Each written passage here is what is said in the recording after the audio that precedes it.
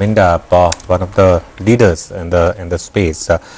Let's talk about one more mid-cap stock. KEI Industries is in focus on the back of cooling metal prices as hopes of margin improvement rise.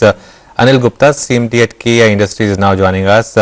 Anil, hi, good morning. Thanks a lot for joining us. So if you could tell us in terms of the sensitivity to the commodity prices, because of the decline that we have seen, how much of it a respite has it been for you? As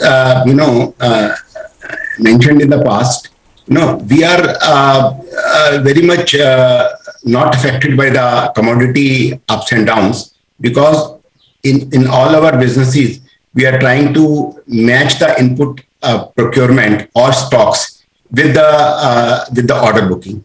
So our focus is completely on not gaining or losing from the commodity ups and downs, but mainly from the margins we build on in our orders. So that has been our strategy. So I don't think that we will be affected by or gained by reduction in the commodity prices. Okay, you won't be affected. I mean, it won't affect you either way, right? The rise or the fall is what you're saying? Correct. Okay. The reason I guess why Anuj was asking you that is because there has been a significant fall in your own margins. I mean, in the year gone by, your margins fell to about 10.5%. I mean, it's not much, but still you were doing about 11, 12, 13% earlier. Is there any further pressure that we can expect in the first half of the year? In fact, the margins had not gone down. In percentage terms, it looks that it went down by 0.5% or quarter, 3/4 quarter. But actually, in absolute terms, it went up very well, because the commodity prices were highest in the fourth quarter of last financial year. And you see, we can't pass on the increase in the percentage terms anyway. So we were passing on the input cost rises in our product, but not absolutely in the percentage term. But gradually this will also be made up as the prices are stabilizing now. Could you give us some margin guidance for the full year then, EBITDA margin?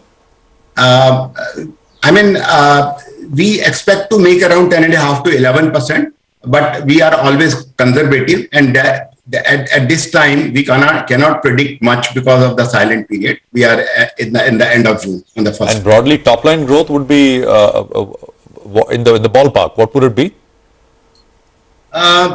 We have indicated that the overall growth for the full financial year will be in the likely range of 17 to 18%, and we still abide by that.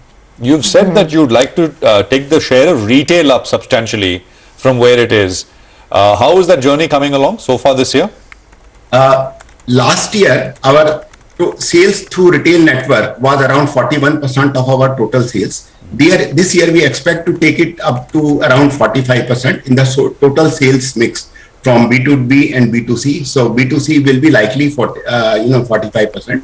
So that, and I think it will be a strong journey. We expect to grow in the retail by around 30%.